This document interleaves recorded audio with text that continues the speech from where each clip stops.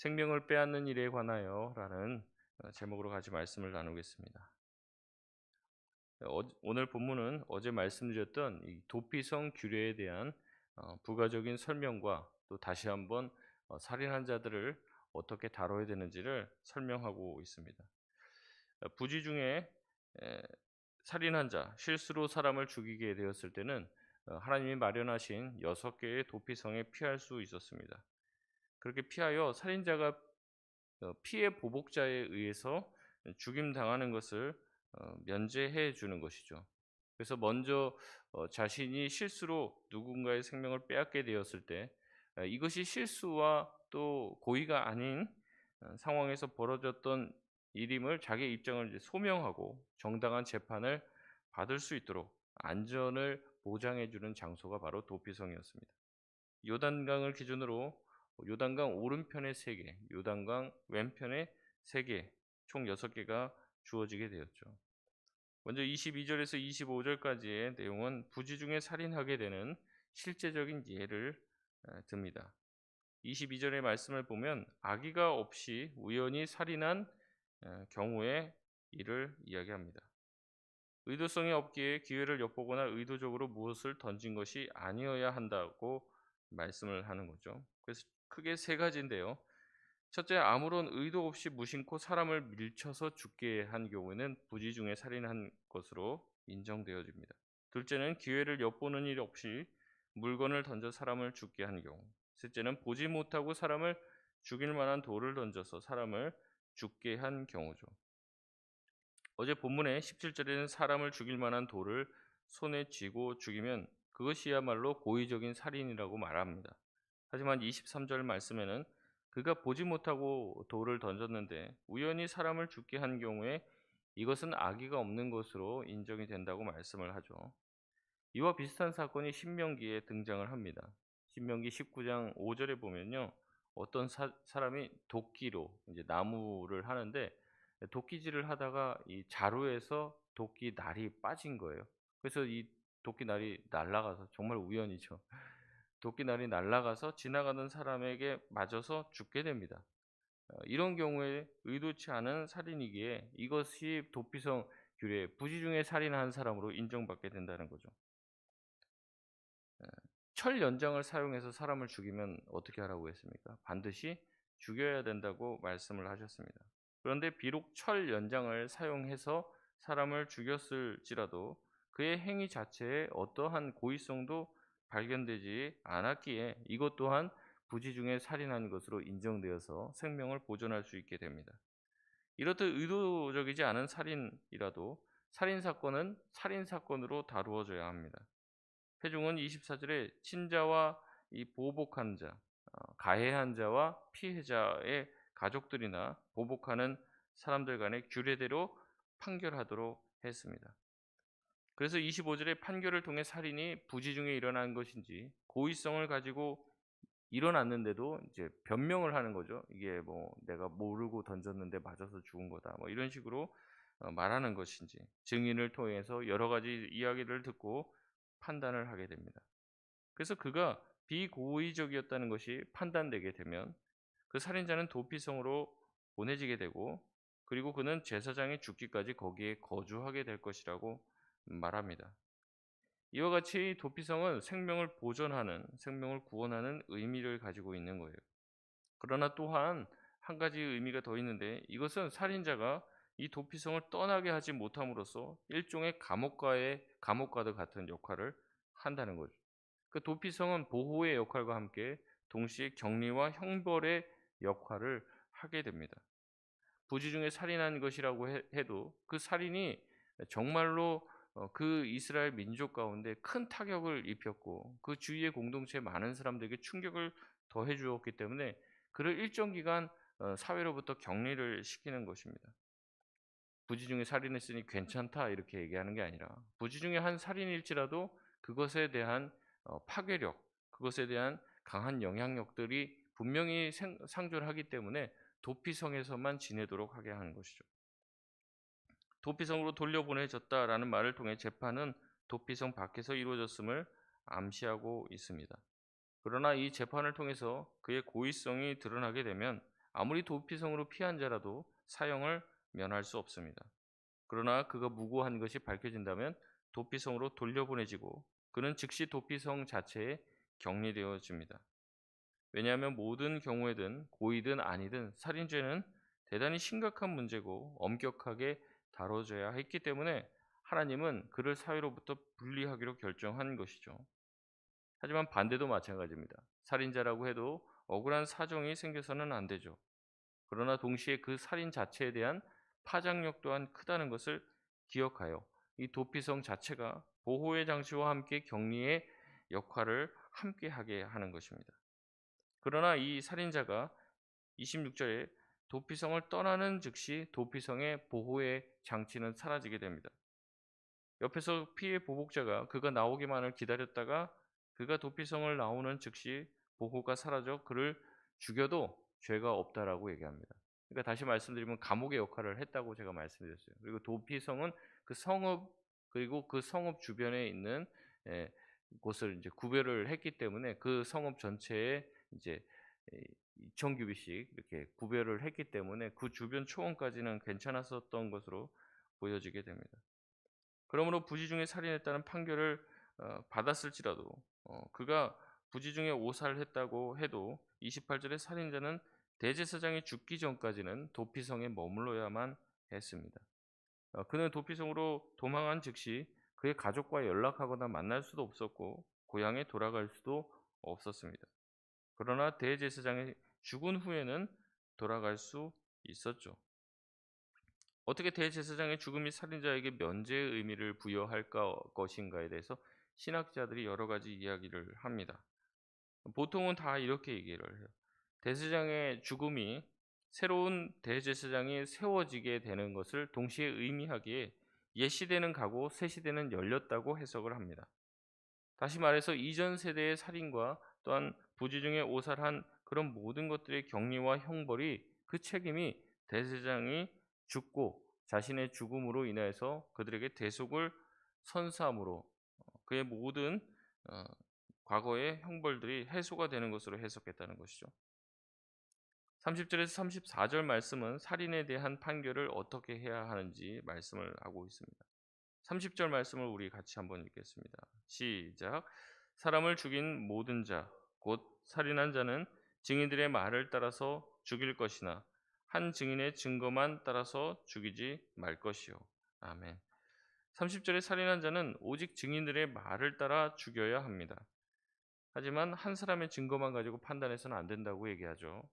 다시 한번 살인한 자는 사형으로 다스려야 된다는 이야기 또한 천명합니다. 이 살인의 판결은 한 명의 증인으로 해서 안 된다고 얘기하며 최소한 2명 이상의 증인이 필요한데요. 이 신명 이런 이제 민수기에서 말씀하신 이 말씀대로 신명기에 나와 있는 모든 이제 법률들과 이 이후의 이스라엘 백성들 그다음에 예수님 시대까지도 마찬가지로 최소한 어떤 일에 대해서 판결을 할 때 두세 사람의 증인이 있어야 됨을 얘기합니다. 그래서 예수님을 고소할 때도요. 한 명이 아니라 여러 증인을 데리고 오도록 하는 거죠.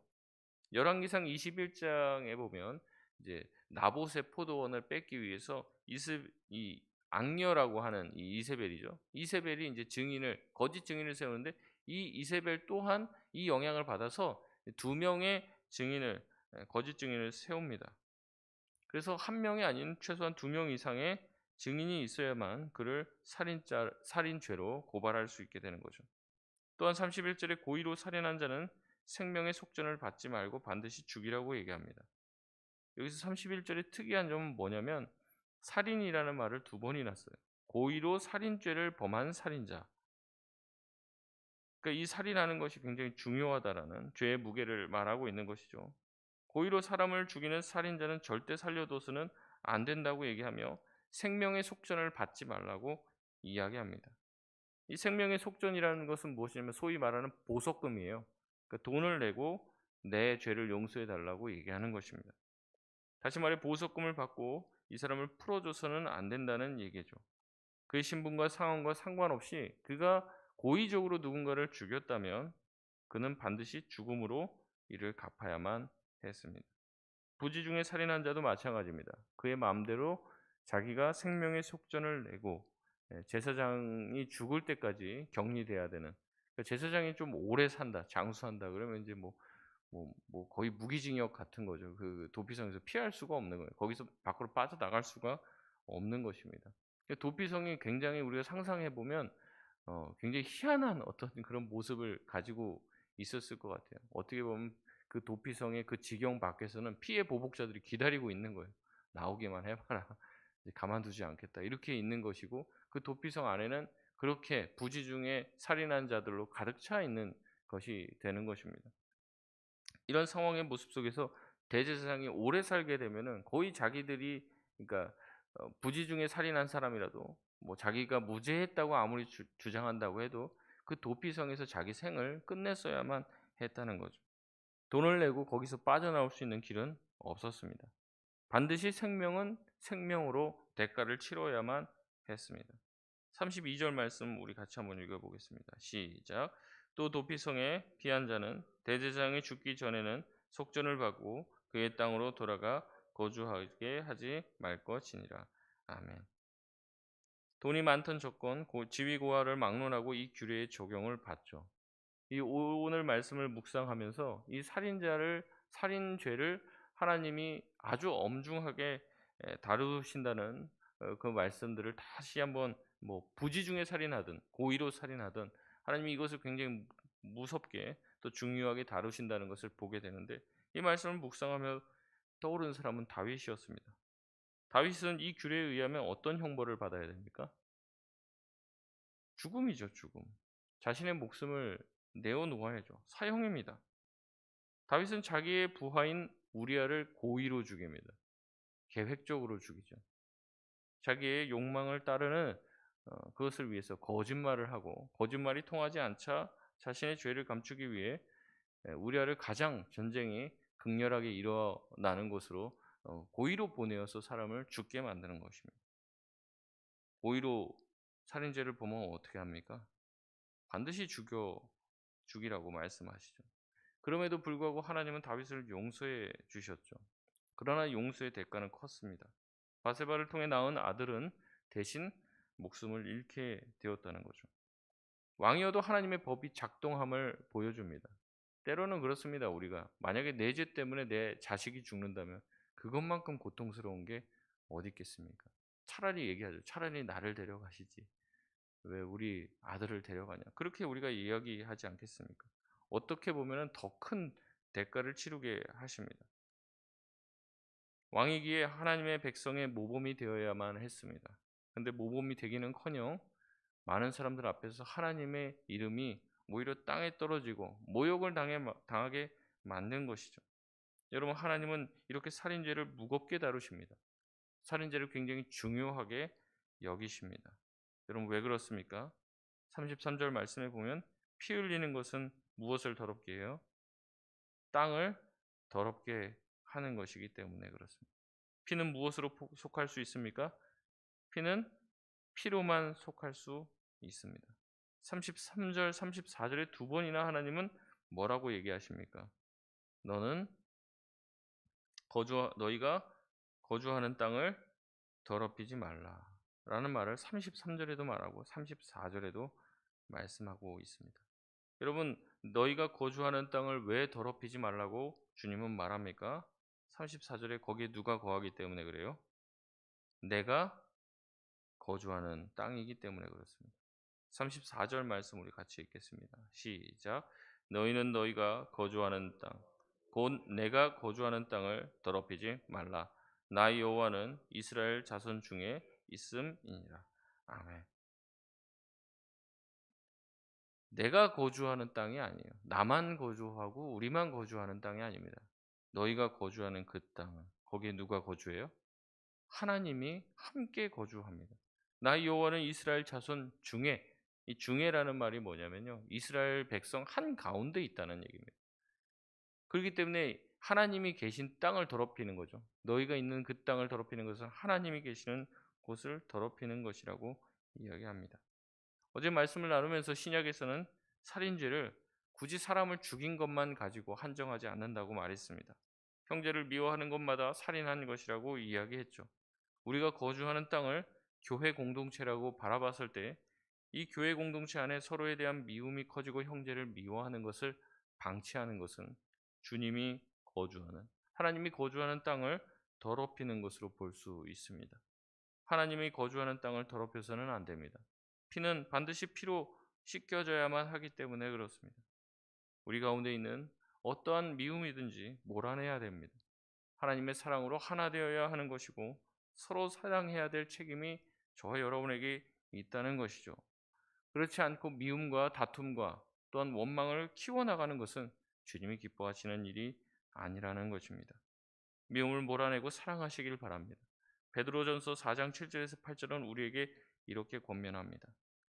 만물의 마지막이 가까이 왔으니 그러므로 너희는 정신을 차리고 근신하여 기도하라.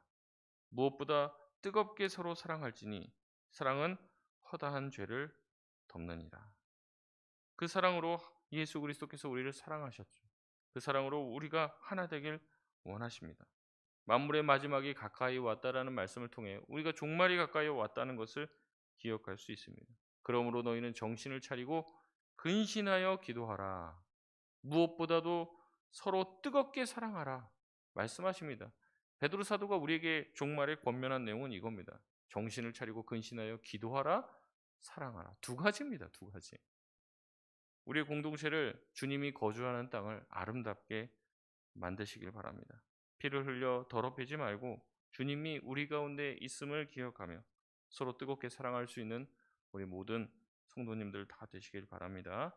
말씀을 맺겠습니다. 생명을 소중히 여기시는 주님의 마음을 깨닫고 우리 안에 그리스도의 사랑이 더욱더 뜨겁게 임하도록 주님이 주시는 그 사랑으로 우리가 서로 사랑하고 용납할 수 있도록 기도하고 사랑할 수 있는 우리 모든 성도들 다 되시게 그런 오늘 하루가 다 되시게 주의 이름으로 소원합니다.